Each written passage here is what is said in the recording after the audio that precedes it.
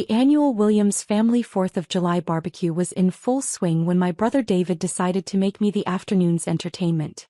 The backyard at Mom and Dad's suburban house was packed with 30 relatives, all gathered around picnic tables laden with potato salad and corn on the cob, cold beers sweating in the summer heat. "Sarah's been awfully quiet today," David announced to the crowd, his voice carrying that particular tone he'd perfected since childhood, the one that meant I was about to become the center of unwanted attention. "Must be planning her next big story about how important she is." Laughter rippled through the gathering. My Uncle Frank raised his beer bottle in David's direction. "What's she claiming to be now? Faye. Supreme Court Justice." "Oh, it's even better," David said, warming to his audience. "She works for some political consulting firm in Washington. Makes it sound like she's personally advising the president." I kept my attention focused on my plate of barbecue, trying to avoid engaging with what had become a family tradition, making fun of Sarah's mysterious government job. "Remember last Christmas?" My cousin Jennifer chimed in. She said she couldn't discuss her work because of security clearances. Like she's handling state secrets or something. "Stop pretending you're important," David said, his voice rising for dramatic effect. "You're nobody special. We all know you're probably filing papers in some basement office, but you want us to think you're running the country." The entire backyard erupted in laughter. Even Mom and Dad were smiling, though they looked slightly uncomfortable with David's public mockery. "Sarah's always been dramatic," Aunt Linda added. "Remember when she was 12 and insisted she was going to be president someday?" "At least that was age-appropriate fantasy," David said. "Now she's 34 and still playing make-believe about her career." I took a sip of my iced tea and checked my phone. 2 missed calls from Governor Patricia Morrison's chief of staff. "I'd have to call back later." "See?" David pointed at my phone. "Probably checking her horoscope, but she wants us to think it's urgent government business." More laughter. "David," Mom said gently, "maybe leave Sarah alone. She works hard." "I'm sure she does," David replied. "But working hard at a regular government job doesn't make you a political power player. Sarah acts like she's personally shaping national policy." My phone buzzed with a text message. I glanced at it. Urgent. Governor arriving at 4 p.m. for security briefing infrastructure bill vote. Please confirm location. I checked the time. 3:52 p.m. I quickly typed back. Williams Family Barbecue, 1847 Maple Street, Springfield. "We'll be ready." "There she goes again," Jennifer said, watching me type. "Probably texting her imaginary contacts in the State Department. Or ordering takeout," Uncle Frank suggested, but making it look official. David was enjoying himself. "Sarah, why don't you tell everyone what you really do? Not the mysterious government consultant story, but your actual job description." I looked up from my phone. "I work on legislative strategy and policy implementation for the Morrison administration." "The Morrison administration?" David laughed. "You mean Governor Morrison? Sarah, that woman has dozens of policy advisors. You're not personally working with the governor." "Legislative strategy sounds made up," Jennifer added. "Like, what does that even mean in real life?" "It means I analyze proposed legislation, assess political feasibility, and develop implementation strategies for priority initiatives," I said calmly. David rolled his eyes. "See? She talks like she's briefing Congress, but she probably works in some cubicle farm reviewing paperwork." "With security clearances," Uncle Frank said mockingly. "Don't forget the top-secret security clearances." The laughter continued. I'd been enduring variations of this conversation at every family gathering for the past 8 years, ever since I'd taken a position with the state government that I couldn't fully explain without violating confidentiality agreements. My phone buzzed again. This time it was a call from Governor Morrison herself. "Sarah," Mom said, noticing the incoming call, "maybe take that inside? We're trying to have a family gathering." "Actually," I said, standing up, "this might be relevant to everyone here." I answered the call and put it on speaker. "Hello, Governor Morrison." The backyard went completely silent. 30 people holding plates of barbecue, all staring at my phone. "Sarah." Governor Morrison's voice filled the summer air with unmistakable authority and warmth. "I hope I'm not interrupting your holiday celebration." "Not at all, Governor. What can I do for you? We have a situation with the infrastructure bill. The federal delegation is requesting an emergency briefing on the state's position before tomorrow's Senate vote. I know it's a holiday, but... Of course, I said. What do you need? Full briefing on implementation timeline, budget allocation and political feasibility. The usual comprehensive analysis you provide before major votes. David's beer bottle was frozen halfway to his mouth. I can have the briefing materials ready within an hour, I said. Perfect. I'm actually en route to your location now. My detail should arrive in about 3 minutes. Is there somewhere private we can work? Every single person at the barbecue was staring at me with expressions ranging from confusion to shock. The study upstairs should work fine, I said. Excellent. And Sarah? Bring the polling data on rural infrastructure priorities. The senators specifically requested your analysis on small-town economic impact. I have everything we need. Outstanding. See you shortly. I ended the call and looked around the backyard. 30 family members sat in absolute silence, processing what they'd just heard. The governor is coming here? Mom said weakly. In about 3 minutes, according to her detail. Her detail. Dad repeated. Security detail. The governor doesn't travel without protection. David was still holding his beer bottle in midair. Sarah, what exactly is your job? Senior Policy Advisor for Legislative Strategy, I said. I've been Governor Morrison's lead policy analyst for major legislation since she took office. Lead policy analyst? Jennifer's voice came out as a whisper. I developed the strategic framework for the governor's legislative priorities, analyze political feasibility, and coordinate implementation across state agencies. Uncle Frank set down his beer. You work directly with the governor? Daily briefings, policy development sessions, strategic planning meetings. Plus crisis management when federal legislation impacts state operations. The sound of vehicles approaching interrupted our conversation. Through the front windows we could see black SUVs pulling up to the house. 3 of them with official government license plates. Oh my God, Aunt Linda said, rushing to the window. There are actual government cars outside. The vehicles arranged themselves in a professional formation around our driveway and street. Men and women in dark suits emerged from the first and third vehicles, immediately establishing a security perimeter around the property. Sarah, Mom said, her voice barely audible, what should we do? Just stay in the backyard, I said. The security team will handle everything. The front door opened, I'd given them the entry code earlier, and Governor Patricia Morrison walked into our house as if she belonged there. She was immediately recognizable from television and newspapers, but seeing her in person in Mom's living room was surreal for everyone except me. Sarah, the governor called out. Ready for that briefing? I walked through the house to meet her, aware that 30 family members were following at a respectful distance, all trying to process what was happening. Governor Morrison, I said, extending my hand, thank you for coming here. I know holiday logistics are complicated. Nonsense, she said, shaking my hand warmly. Crisis management doesn't observe holidays. Besides, I wanted to meet your family. You've spoken about them often. She turned to address the crowd of relatives who had gathered in the doorway between the living room and kitchen. You must be Sarah's parents, she said, approaching Mom and Dad with practiced political grace. Robert and Linda Williams. Sarah talks about you constantly.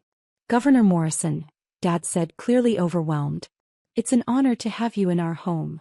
The honor is mine. Sarah is one of the most brilliant policy minds I've ever worked with. You should be incredibly proud. Mom was staring at the governor like she might be hallucinating. Sarah works directly with you? Sarah is my legislative strategy team for major initiatives, Governor Morrison said. When the federal government proposes legislation that affects our state, Sarah provides the analysis that determines our official position. Her work influences millions of dollars in federal funding and affects every citizen in our state. David finally set down his beer bottle. Governor, when you say Sarah influences federal legislation, I mean that Sarah's policy analysis and strategic recommendations directly shape how our state responds to federal initiatives. The infrastructure bill we're discussing today? Sarah's feasibility analysis and implementation timeline will determine whether our state receives $2.3 billion in federal infrastructure funding. $2 billion? Jennifer repeated. Sarah's recommendations carry significant weight because her analysis is consistently accurate and politically astute, the governor continued. Federal senators request her briefings specifically because they trust her assessment of how legislation will impact local communities. Uncle Frank was shaking his head slowly. We didn't realize that she was one of the most influential policy analysts in state government? Governor Morrison smiled. Sarah is remarkably humble about her work. Most people in her position would ensure everyone knew exactly how important their job was. Why didn't you tell us? Mom asked me directly. I tried to, I said gently. Every time I mentioned working on major legislation or briefing federal officials, someone said I was exaggerating my importance. The memory of years of family mockery hung in the air. Sarah, the governor said, checking her watch, we should move to that briefing. The Senate vote is tomorrow morning, and we need comprehensive analysis before I speak with the delegation tonight. Of course, the study upstairs has everything we need. As we headed toward the stairs, Governor Morrison paused to address my family one more time. I hope you all realize how fortunate you are to have Sarah in your family. In 8 years of public service, I've never worked with anyone who combines analytical brilliance with practical political judgment the way she does. Sarah doesn't just analyze policy, she understands how to make complex legislation work for real people in real communities. David stepped forward. Governor Morrison, can I ask you something? Of course. How important is Sarah's work? Really? The governor considered the question seriously.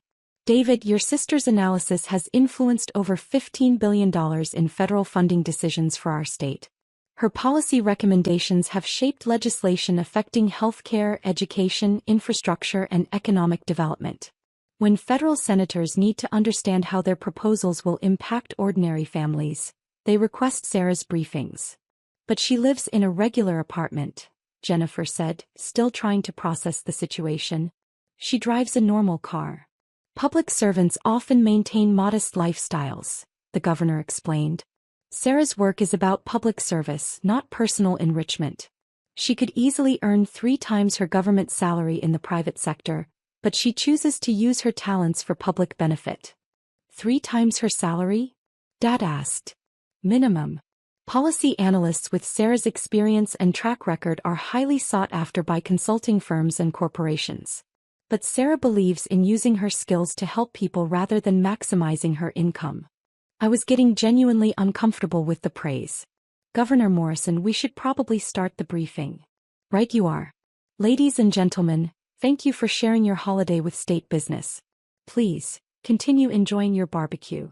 The governor followed me upstairs to Dad's study, where I had files and laptops set up for exactly this kind of emergency briefing. Through the windows, we could see the security detail maintaining their perimeter around the property. Sarah, the governor said as we settled in with the briefing materials, I hope your family understands now why I rely on you so heavily. They're still processing, I think. It's difficult for families to understand the scope of high-level government work, especially when the person doing it is modest about their contributions. We spent the next 2 hours reviewing implementation timelines, budget allocations, and political feasibility assessments for the federal infrastructure bill. The governor would use my analysis to brief the state's congressional delegation, who would vote on whether to support $2.3 billion in federal infrastructure funding. At 6:30 p.m., we concluded the briefing and prepared to rejoin my family downstairs.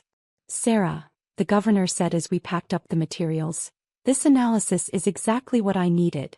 Your assessment of rural economic impact will be crucial for tomorrow's vote. The polling data shows strong bipartisan support for infrastructure investment in small communities, I said. That should help with the Senate vote. Agreed. And your implementation timeline gives us concrete deadlines for project rollout. This is precisely why federal officials specifically request your briefings. When we returned to the backyard, the barbecue had resumed, but the atmosphere was completely different. Instead of casual family conversation, there was a sense of awe and nervousness as 30 people tried to act normal around the governor of their state. How did the briefing go? Mom asked, bringing us plates of food. Sarah provided exactly the analysis we needed, the governor said. Tomorrow's Senate vote will determine whether our state receives historic infrastructure funding, and Sarah's work gives us the strongest possible position. David approached hesitantly. Governor Morrison, can I apologize for earlier? I didn't understand what Sarah actually does. No apology necessary, the governor said graciously. Most people don't realize the complexity of high-level policy work. It's not as visible as other careers, but it's incredibly important. I feel like an idiot, David said. I spent years making fun of Sarah for pretending to be important, and it turns out she actually is important. Important work doesn't make someone more important as a person, I said.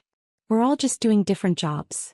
Sarah, your job affects millions of people and billions of dollars, Uncle Frank said. That's not just different, that's extraordinary. Governor Morrison nodded. What's extraordinary is Sarah's combination of analytical brilliance and personal humility.